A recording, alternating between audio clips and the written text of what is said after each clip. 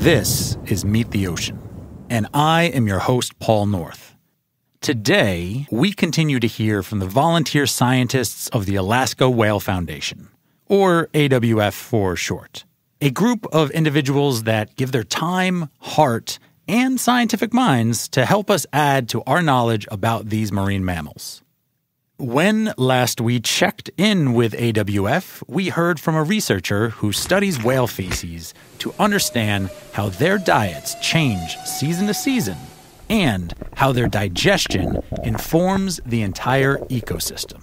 Today, we add to that knowledge with more of, let us say, a bird's eye view, because today we hear from a drone operator. That's right. Science from the sky.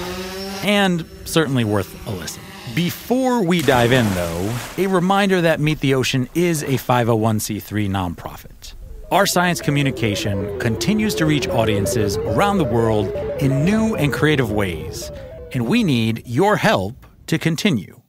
Consider making a monthly donation of $5 or more to help us reach our production costs so that we may continue doing this good work. And if you can't do that, you can share our free educational content with your friends and family around the world. You know, we take science very seriously. Just not ourselves. You can always find more podcasts, underwater creatures, and ways to donate to our website at meettheocean.org. And now, on to our show. So I'm Martin Van Aswegen. I'm a PhD student up here in Southeast Alaska. I am a PhD student from the University of Hawaii, and my project is focused on following the humpback whales that migrate between Hawaii, the breeding grounds, and Southeast Alaska, their feeding grounds. And a little bit about myself. I'm originally from South Africa, but most of my life was spent in Australia and New Zealand. So I was lucky enough to come up here in 2018 on a pilot study to use drones to measure the whale size. And it was a dream come true to come up to Southeast and to spend some time up here in the wilderness. I've always had interest in coming up here, just never thought I would. So to come up here and see the beautiful fjords and the Sitka spruce, the hemlock forests, it was pretty special. So a little kid from Australia to come up here is certainly a different experience, and it's been one of the best aspects of my project. So the reason I'm doing this project is between 2013 and 2018, the North Pacific went through quite a major shift in terms of the water temperature and a few different events that happened that resulted in warming water. And this impacted the amount of nutrients up in the feeding grounds for a whole range of species of animals, from tiny phytoplankton all the way through to our great whales. During that period of time, in Hawaii, there was a 76% decrease in the mothers and calves being sighted over 4 years. Now, for a long-lived, slow-reproducing species like whales, this was a major red flag. And this was also seen up here in Southeast, where there was total reproductive failure in 2018. First time in about 35 years of consistent studies. So there were signs that the population was struggling around the same time of this massive marine heat wave, this warm water affecting the whales at times when they needed to feed the most. So as a result of that, NOAA... Sound designer Kelsey here. Not sure what the acronym NOAA stands for? Let's discover it together. NOAA, or the National Oceanic and Atmospheric Administration, is an American agency that charts the oceans, conducts exploration efforts of the deep sea, monitors changes in weather, and protects endangered species. Got it? Awesome. NOAA set up this working group along with researchers in the North Pacific to come up with a list of research priorities to study the whales in different aspects, which areas were more important to focus on in the years leading or following the marine heat wave. So things like where the whales were, how many whales were there, but also population health. So at the time, there was no way to look at the health of the whales in a quantitative way. So how do we look and compare the health of whales at different times of the year, but also across multiple years? So this priority was set out and I was lucky enough to get the opportunity to turn it into a PhD project.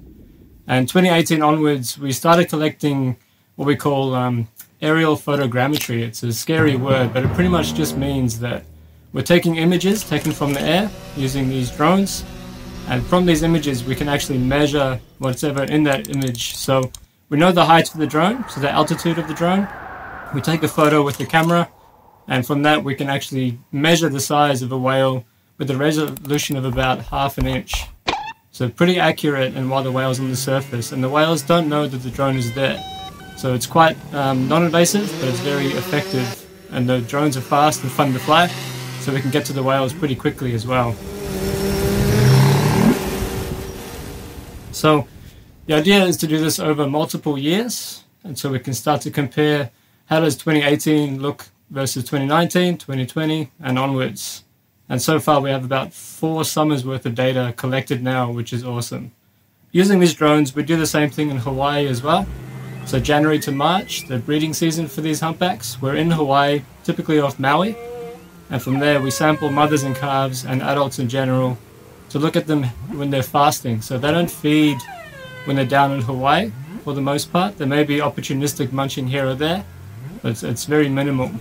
So using the drones, we can see how quickly these calves are gaining mass and growing in size. At the same time, these mothers, who are really the rock stars of the population, they are actually shrinking in width quite quickly because they're producing all this milk and transferring it to the calf, which is essentially just energy for the calf to grow big and strong. And from this, we can tell how mothers are looking pre-birth of the calf, but also following the birth of this calf all the way through the first year of this calf's life.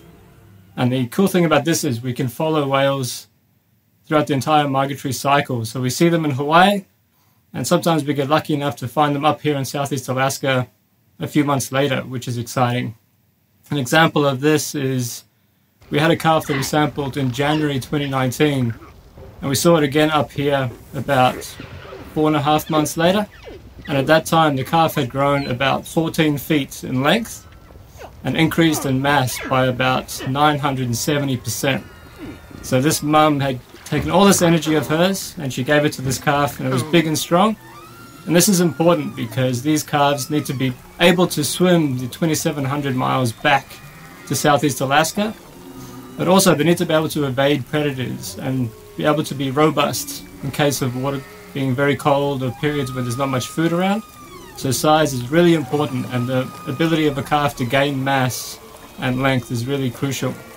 So we know these calves are gaining around 1 inch in body length every single day in Maui, but also in body width it's about 1 inch in width every single day, whereas these mothers, they're losing about 1/2 inch of width every single day in Maui. And what's not really known is what happens when they come back to Southeast, when the mothers can start to feed again and the calves start to switch from this nutrient-rich milk all the way through to beginning to feed on solids, things like krill, herring, and all that. And that's the cool thing about this project, is being able to follow these animals throughout the first year of their life on both the breeding grounds and feeding grounds. So from that, we can start to look at this over multiple years, and hopefully by the end of this project, we'll have about 6 years of data to look at.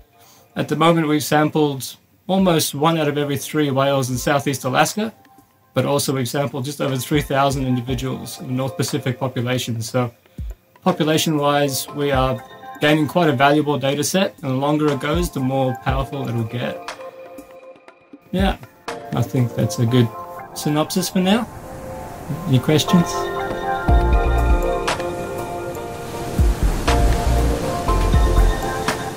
Questions? Of course we have questions, Martin, but we'll leave those to our next episode featuring the Alaska Whale Foundation, our 3rd in the series, where volunteers share their curiosity and knowledge about humpback whales. This episode was produced by Paul North and Andrew Gettings, with sound design by me, Kelsey Anderson. Many thanks to Martin Van Aswegen for sharing your stories with us. Discover more about AWF by visiting their website, alaskawhalefoundation.org. Have you been following Paul's adventures on our Instagram? If not, head on over to watch our fearless and funny podcast host, join penguin parties, scout humpback whales, and admire all the shapes of ice in Antarctica. Paul said it at the front, and I'll reiterate it here. Meet the Ocean is a 501c3 nonprofit organization. To keep doing what we're doing and hanging out with all of you, we humbly ask for donations to our efforts. From that crumpled up dollar in the bottom of your wallet to the jingly change in your car's cup holder, anything helps. Visit our website, meettheocean.org, to donate. That's it for this episode. We'll see you next time. And until then, may the salt water be with you.